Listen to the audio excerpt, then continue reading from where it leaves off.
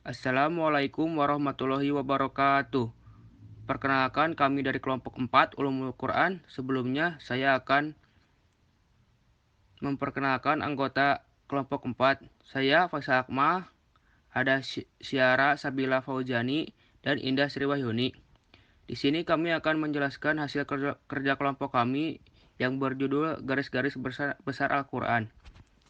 Dalam garis besar Al-Quran ada hukum, kisah, ilmu pengetahuan, dan teknologi. Hukum. Hukum adalah suatu tatanan perbuatan manusia atau tatanan. Adalah suatu sistem aturan. Hukum adalah seperangkat peraturan-peraturan yang mengandung semacam kesatuan yang kita pahami melalui sebuah sistem. Mustahil untuk menangkap suatu hakikat hukum jika kita membatasi perhatian kita pada satu peraturan yang tersendiri. Konsep hukum dalam Al-Quran, hukum yang diperkenalkan Al-Quran bukanlah sesuatu yang berdiri sendiri, tapi merupakan bagian integral dari akidah. Hukum-hukum yang terkandung dalam Al-Quran dalam bidang cukup banyak. Salah satu di antaranya adalah hukum. Penjabaran yang merinci hukum-hukum Al-Quran dibahas dalam ilmu fikih. Secara garis besar, hukum Islam memuat dua hal pokok, yaitu apa yang harus dilakukan oleh hamba dalam membina hubungannya dengan penciptaannya, dan apa yang harus ia lakukan dalam membina hubungan baik dengan sesama manusia dan lingkungan sekitarnya. Berhubung dua hal ini memiliki posisi yang sama, yaitu sebagai realisasi ibadah kepada Allah, maka keduanya perlu dinamai dengan istilah yang berbeda. Yang pertama biasa disebut sebagai ibadah langsung, mahdoh, atau ibadah murni, karena ibadah macam ini setuju kepada Allah belaka. Hukum Islam yang memuat masalah ini disebut fikih ibadah, sedangkan ibadah tidak langsung ini dikenal dengan istilah ibadah istimaiyah. Ibadah sosial atau ibadah ghairu mahdoh, yang memuat aturan-aturan tentang hubungan antar manusia. Karenanya, hukum Islam yang berisi tuntunan-tuntunan ini disebut fikih muamalah dalam arti yang luas. Menurut Wahbah Zuhaili dalam bukunya Ushulul Fikih Islami, 3 macam hukum yang dikandung dalam Al-Quran yaitu: 1. Hukum-hukum akidah, yaitu hukum yang berhubungan dengan sesuatu yang harus diyakini oleh manusia tentang Allah Subhanahu wa Ta'ala, malaikat, kitab-kitab dan rasulnya, serta hari akhir. 2. Hukum-hukum etika, yaitu hukum yang berhubungan dengan suatu keutamaan yang digunakan oleh manusia untuk menghias dirinya seperti kejujuran dan kedermawanan, dan menghasilkan sifat-sifat yang jelek pada dirinya, seperti dusta dan bakhil.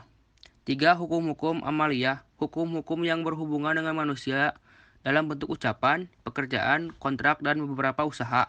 Hukum ini berisi 2 macam, yaitu: pertama, hukum-hukum ibadat, seperti sholat, puasa, zakat, haji, nazar, sumpah, dan yang lainnya, dari bentuk-bentuk ibadat yang bertujuan untuk mengatur hubungan manusia dengan Tuhannya. Kedua, hukum-hukum muamalat, seperti kontrak kerja, hukuman, pidana, dan lainnya, yang berkaitan dengan aturan hubungan manusia yang satu dengan yang lain, apakah bersifat pribadi atau secara kelompok. Hukum-hukum ini mencakup hal-hal sebagai berikut. A. Hukum-hukum pernikahan dan talak atau hal ihwal yang berkenaan dengan privat. Hukum tersebut mengatur urusan keluarga, mulai dari terbentuknya keluarga hingga perjalanan berkeluarga, menjelaskan kewajiban antara suami istri dan kerabat satu dengan yang lain. Hukum-hukum kerja sivil. Hukum ini berhubungan dengan muamalat seorang dan pertukaran jual beli, sewa, pegadaian, koperasi, agunan, wakil, pinjam, hutang, piutang, dan memenuhi janji dengan tepat.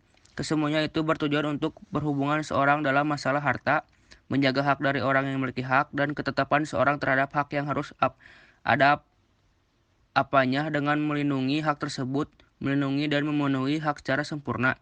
C. Hukum-hukum pidana, yaitu hukum-hukum yang menjelaskan tentang hukum kriminal yang dilakukan oleh manusia dan sanksi yang berhak diberikan.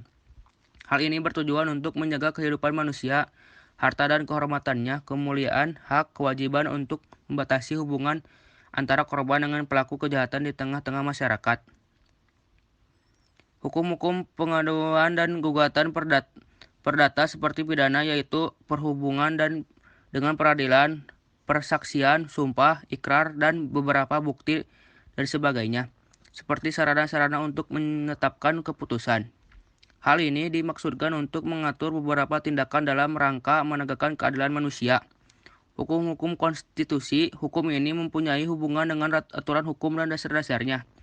Soal negara serta kewajiban-kewajiban dan hak-hak kepemimpinan dimaksudkan untuk membatasi hubungan antara penguasa dan rakyat, di samping menetapkan hak asasi individu dan sosial.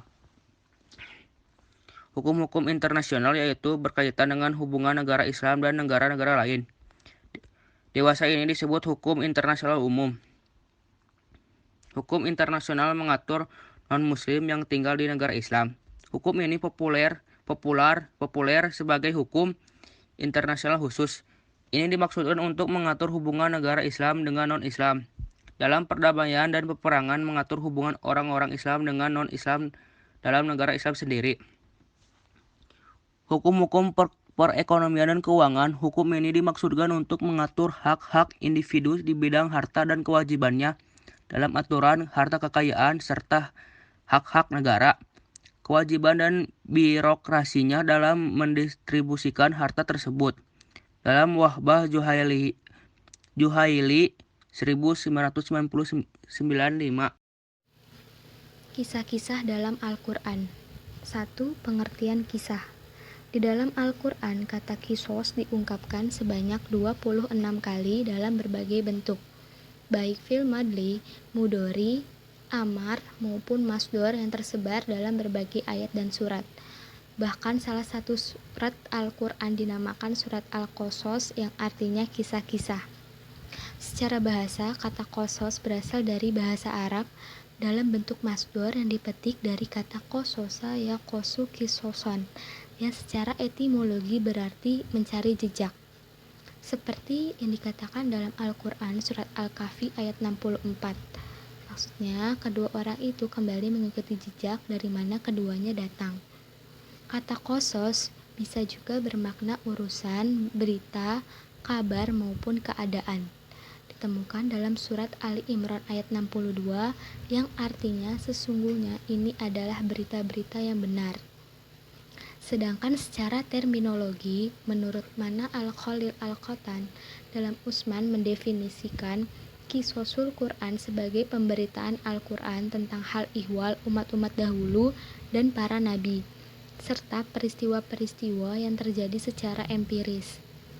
Ayat yang menjelaskan tentang kisah-kisah inilah yang paling banyak mendominasi ayat-ayat Al-Quran dengan menunjukkan keadaan negeri-negeri yang ditempatinya dan peninggalan jejak mereka.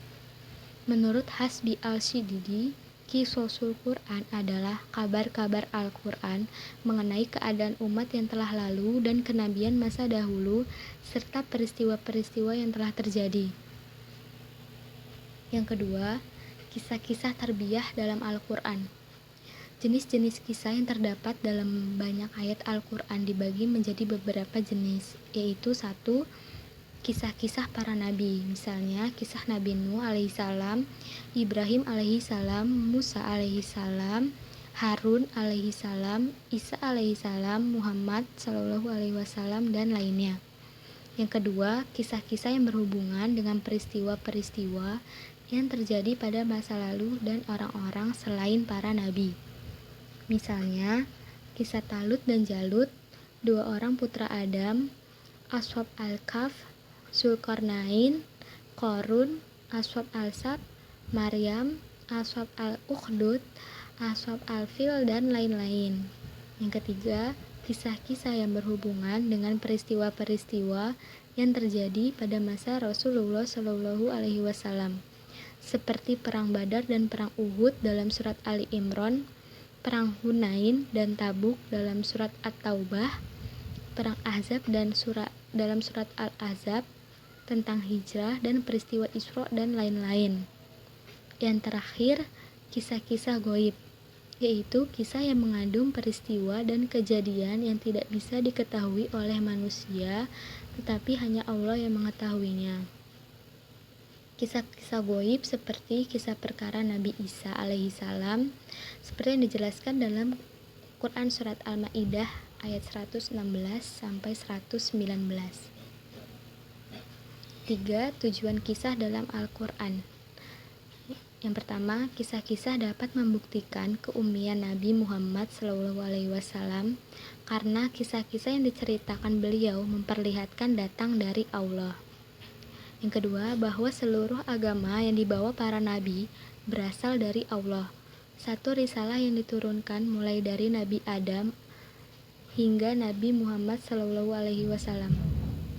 Yang ketiga, melalui model kisah-kisah, maka akan lahir keyakinan bahwa Allah akan selalu menolong Rasul-Nya dan kaum mukmin dari segala kesulitan dan penderitaan. Dengan kata lain, Allah tidak akan membiarkan orang-orang yang beriman jatuh dalam kesusahan dan keterpurukan. Yang keempat, konsep kisah Al-Quran dalam pendidikan. Yang pertama, konsep petunjuk atau irsyad. Konsep irsyad yaitu kisah yang disampaikan dalam Al-Quran mengandung petunjuk yang harus diikuti sebagai pesan yang mengajak pada kebenaran. Yang kedua, konsep mengingatkan atau zikra. Zikra adalah bentuk isim dari tazkirah mengandung pengertian, upaya untuk melestarikan hafalan atau pelestarian suatu hafalan dengan lisan. Dapat dimasukkan sebagai makna itu adalah sholat yang diselenggarakan untuk Allah, doa yang dipanjatkan padanya, serta puji-pujian yang diberikan padanya. Yang ketiga, konsep hikmah dan pelajaran. Bentuk ini adalah untuk memberikan pelajaran sebuah kebenaran agar selalu mengerti akan pentingnya sebuah pengetahuan dan hikmah. Yang terakhir, konsep ancaman. Bentuk ini adalah untuk membuat sebuah peringatan atau warning agar meninggalkan sesuatu yang buruk atau jangan melakukan sesuatu yang buruk. Karena segala sesuatu yang buruk itu mengandung konsekuensi sebagai balasan atas perbuatan buruk tersebut. Dapat berupa hukuman atau musibah karma. Penggunaan ancaman sebagai akibat dari sebuah perbuatan yaitu berupa siksa Allah di akhirat kelak. Ilmu pengetahuan dan teknologi dalam Al-Quran. Islam merupakan agama yang sangat memerhatikan segala aspek kehidupan. Segalanya telah diatur sesuai dengan perintah dari Allah Subhanahu wa Ta'ala. Aspek yang cukup diperhatikan dalam Islam adalah pengetahuan dan ilmu yang bermanfaat. Menuntut ilmu itu hukumnya wajib. Seperti yang telah diterangkan dalam hadis, Rasulullah SAW bersabda, menuntut ilmu wajib atas tiap muslim, baik muslimin maupun muslimah. Hadis riwayat Ibnu Majah. Ilmu juga berkaitan dengan perkembangan teknologi. Sampai sekarang, perkembangan ilmu pengetahuan dan teknologi atau iptek telah berkembang pesat. Kemajuan iptek itu sendiri didominasi kuat oleh peradaban orang barat. Sedangkan negara-negara yang mayoritas penduduknya beragama Islam, sebagian besar merupakan negara berkembang. Sebagai umat yang mewarisi ajaran ketuhanan dan pernah mengalami kejayaan di bidang iptek pada zaman dahulu, ini merupakan suatu kenyataan yang cukup memprihatinkan. Pandangan Islam terhadap iptek. Agama Islam banyak memberikan penegasan mengenai ilmu pengetahuan, baik secara nyata maupun secara tersamar. Seperti yang tersebut dalam surat Al-Mujadalah ayat 11, yaitu Allah akan mengangkat orang-orang yang beriman di antara kamu sekalian dan berilmu pengetahuan beberapa derajat. Sejak awal turunnya wahyu kepada Muhammad SAW, masalah ilmu merupakan pangkal perintah Allah kepada manusia. Perintah membaca merupakan kunci mencari dan mengulas ilmu pengetahuan. Orang berilmu pengetahuan berarti menguasai ilmu dan memiliki kemampuan untuk mendapatkan dan menjelaskannya. Untuk mendapatkan ilmu pengetahuan diperlukan antara lain adanya sarana tertentu, yaitu yang disebut berpikir.